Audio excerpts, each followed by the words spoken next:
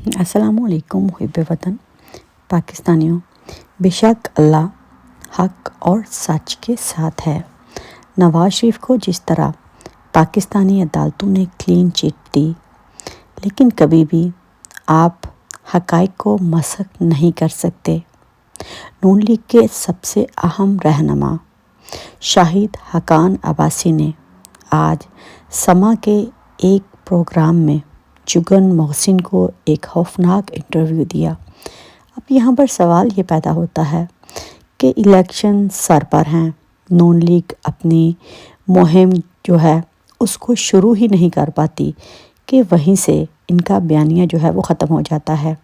और दूसरी तरफ जिस तरह पाकिस्तानी अदालतों ने आइन और कानून को पामाल करके एक भगोड़े नवाज शरीफ को एवनफील्ड अपार्टमेंट्स में क्लीन चिट दी और आखिरकार शाहिद हक़ान अब्बासी ने आज जुगन मोहसिन को बता ही दिया कि 1991 और 92 में नवाज शरीफ के वालिद और नवाज शरीफ ने किन पैसों में घपला करके एवनफील्ड के अपार्टमेंट्स खरीदे। उन्होंने कहा कि बोस्निया की जंग में मोहम्मद नवाज शरीफ और मियां मोहम्मद शहबाज शरीफ ने $8 मिलियन जो हैं वो बोस्निया बेचे थे। इसी दौरान जो है उन्हीं पैसों से एवनफील्ड अपार्टमेंट्स, जिनकी मालियत उस टाइम पर 1.8 मिलियन थी, इन्हीं पैसों से एवनफील्ड अपार्टमेंट्स खरीदे गए। तो एक और गवाही जो है वो नवाज शरीफ के सामने साम बनकर खड़ी हो चुकी है। नवाज शरीफ इसीलिए जलसे और जुलूस नहीं कर रहे क्योंकि उनको समझ आ चुकी है कि मेरा काम तमाम हो चुका है। ये तो आप जानते ही हैं कि इस्टेब्लिशमेंट की मर्ज़ी के ख़िलाफ़ कोई भी बंदा टीवी पर नहीं आ सकता। पीटीआई के हर बंदे पर पाबंदी है।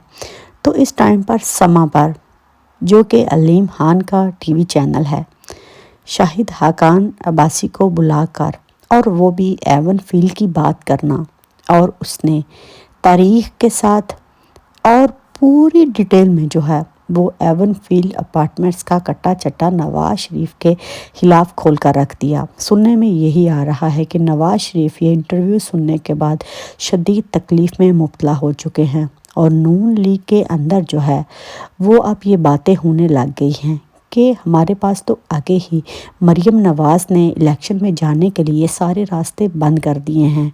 मरियम नवाज़ जब भी जाती हैं कोई न कोई भोंडा बयान देकर आ जाती हैं, जिसके बाद हम उसको क्लैरिफाई करते रहते हैं। लेकिन आज शाहिद हक़ान अब्बासी ने तो एवनफील्ड अपार्टमेंट को क्लियर देकर नवाज शरीफ को हमेशा के लिए कवर में उतार दिया है।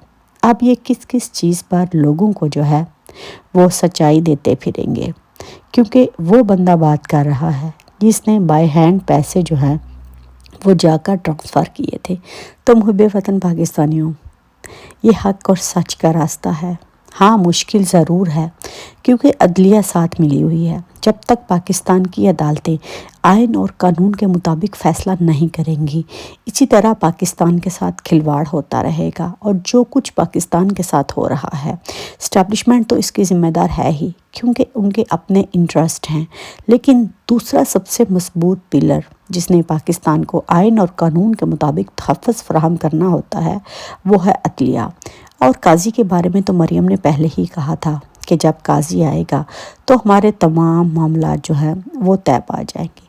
तो लिहाजा फ़िरौन वापस आ चुका है, लेकिन इन फ़िरौनों से बड़ा एक खुदा है जो मिनट में इनकी बाजी जो है वो पलट देता है।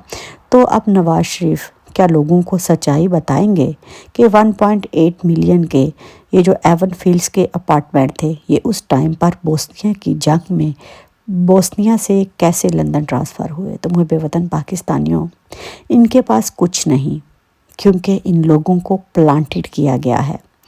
ये लोग पहले भी करप्ट थे और ये जब भी आएंगे ये पाकिस्तान को लूटेंगे, क्योंकि ये मोहरे हैं। और जब मोहरे होते हैं उनको इस्तेमाल करने वाले हमेशा डोरी लेकर पीछे बैठे होते हैं। इन मोहरों को जितना हिलाते हैं ये उतनी ही हरकत करते हैं, क्योंकि ये खुद करप्ट होते हैं। इनको ये डर होता है कि अगर हम अपने आका के हुक्म पर नहीं हिले تو ہم سے یہ کروایا جائے گا، وہ کروایا جائے گا۔ تو لہٰذا ان کٹ پتلیوں کو لانے کا ایک ہی مقصد ہے کہ اپنے اشاروں پر نچوایا جائے۔ عمران خان جیسا انسان جو کہ خود کرپٹ نہیں، جس نے 1 روپے کی کرپشن بھی نہیں کی، اس کو یہ کٹ پتلیاں نہیں ہلا سکتی تھی۔ اسی لیے ان لوگوں کو ایسا بندہ چاہیے تھا جو کرپشن میں سر سے پاؤں تک ڈوبا ہو، کیونکہ اس کو بلیک میل کرنا بہت ہی زیادہ آسان ہوتا ہے۔ اسی لیے تو اس خاندان کا سہارا لیا گیا ہے۔